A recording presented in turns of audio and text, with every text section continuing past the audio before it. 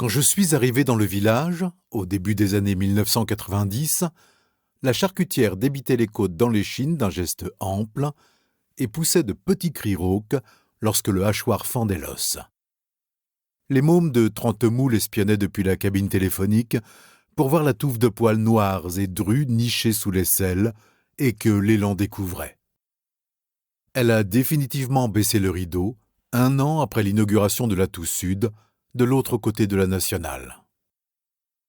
Si on regarde bien, tout a fermé, question boutique, et on s'est habitué à sortir la voiture du garage pour aller chercher une baguette congelée qui part en miettes sur la banquette, racise le temps de revenir s'affaler devant la télé.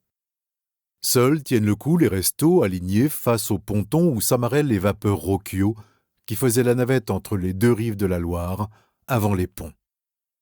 Un couple de gamins a racheté les murs et transformé l'enseigne du Pied-de-Port réséen en arcuterie. Ils exposent des toiles et des bijoux qu'achètent des Nantais en goguette.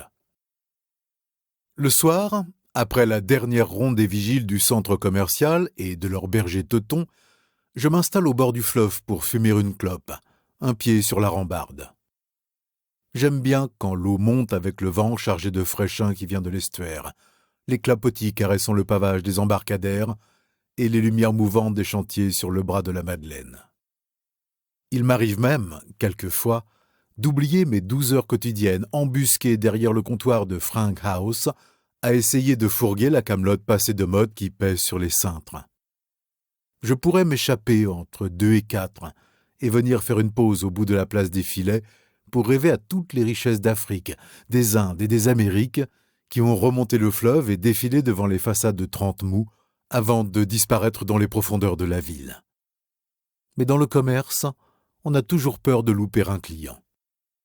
Je me dégourdis les jambes, je digère la galette complète de la crêperie en me promenant dans le Leclerc, je discute avec les caissières, j'observe les clients.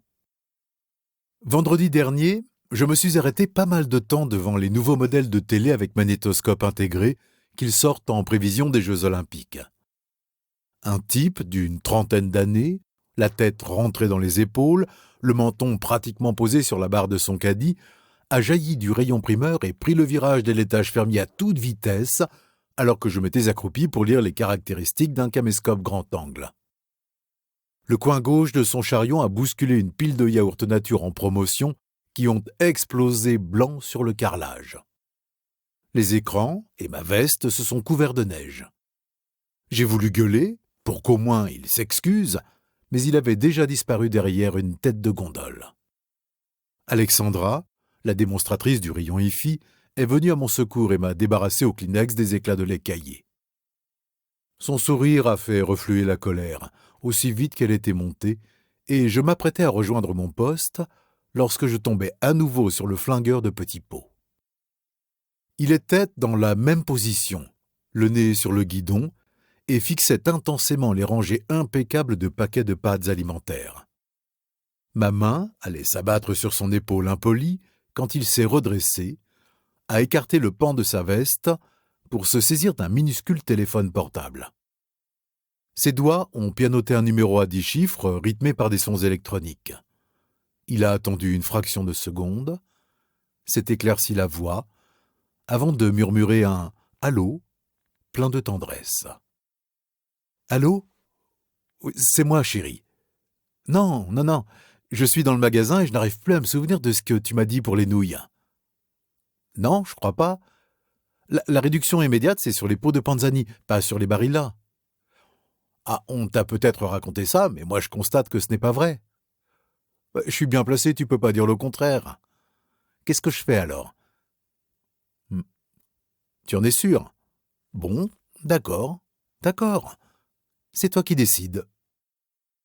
Je l'ai suivi tout au long de son périple consumériste. Chaque arrêt devant un rayon donnait lieu à un interminable échange téléphonique. De savantes conversations, dont je ne saisissais qu'une moitié, s'engageaient sur les mérites comparés du thon blanc saupiquet en boîtes individuelles de 100 grammes et son homologue petit navire au conditionnement plus familial, ou bien à propos des vertus apaisantes d'une spécialité locale, le gel douce Persavon parfumé aux chèvrefeuilles. Le final du spectacle s'est déroulé à la caisse 18 où trône Janine, une ancienne poissonnière du marché d'Oragon.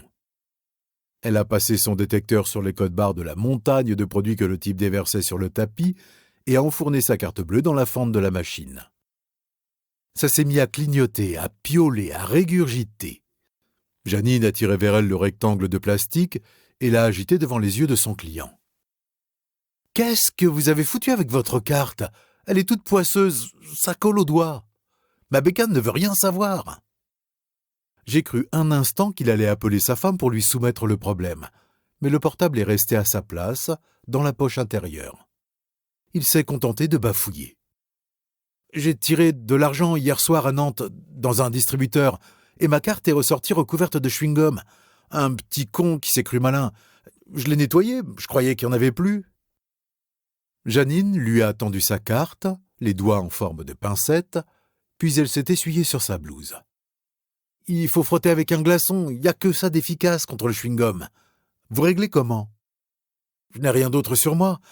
Mettez mes courses de côté, je repasserai tout à l'heure. » La caissière a haussé les épaules pour dire qu'elle connaissait l'air et la chanson. Je l'ai regardé s'enfuir, voûté, la tête engoncée, persuadé de ne plus jamais revoir cet obsédé du sans-fil. Ce matin, très tôt, ma sœur, Noémie, est arrivée en voiture de Saint-Nazaire pour me remplacer 2 jours au comptoir de Frankhaus, le temps d'aller me présenter devant le tribunal de Lyon. J'ai beau lui expliquer pour la 1000e fois que je n'ai ni tué ni volé, c'est l'arrosage automatique. Les circonstances se sont goupillées de telle manière que lors d'un contrôle de la répression des fraudes, un lot de t-shirts et de chemises Lacoste éparpillés sur les étagères de la boutique s'est révélé provenir d'une usine de Manille spécialisée dans le faux de luxe. Et comme un malheur n'arrive jamais seul, je n'ai pas été fichu de remettre la main sur la facture du grossiste lyonnais. La justice est ainsi faite qu'il ne leur en faut pas plus. Un papier égaré pour vous accuser de recel. Ma seule consolation, c'est que je ne suis pas le seul à m'être fait refiler des copies. L'assignation cite une bonne quinzaine d'autres honnêtes commerçants appartenant à la même chaîne de franchisés que moi. Noémie m'a déposé devant la gare de Nantes et j'ai embrassé ses joues humides. Je me suis installé dans le compartiment du corail avec la ferme intention de relire tout le dossier d'accusation et de peaufiner ma défense. Le train commençait à glisser le long du quai quand j'ai aperçu le type à la carte bleue suintante émergeant du soufflet. Il a remonté le couloir, son billet à la main, s'est immobilisé à ma hauteur pour désigner du doigt le siège accolé à la fenêtre, et je me suis levé pour lui laisser le passage. Il s'est laissé tomber en soupirant, sans un remerciement. Si on regardait les choses en face, mon affaire se présentait assez mal. La chaîne de magasins Frankhaus battait de l'aile, à la limite du dépôt de bilan, et nous avions tous accepté de vendre des Lacoste de Manille pour ne pas perdre les quelques sous investis dans l'affaire. La seule façon de nous en tirer, c'était de charger la barque du grossiste, d'affirmer que nous ignorions la provenance de la marchandise. Le problème, c'est qu'il n'y a rien de plus individualiste qu'un petit commerçant. 3 d'entre eux ont déjà craqué chez les flics, et les autres pensent à faire amende honorable devant le juge. Nous quittions à peine les faubourgs qu'il a sorti son portable, composé un premier numéro, et qu'il s'est mis à parler haut, farcissant mes réflexions de phrases creuses. « Tu n'as vraiment rien remarqué ? » ?»« Non, c'est pas vrai, tu dis ça pour me faire marcher. »« C'est un Motorola HPS avec filtre séquentiel. »« Oui, le haut de gamme quand même.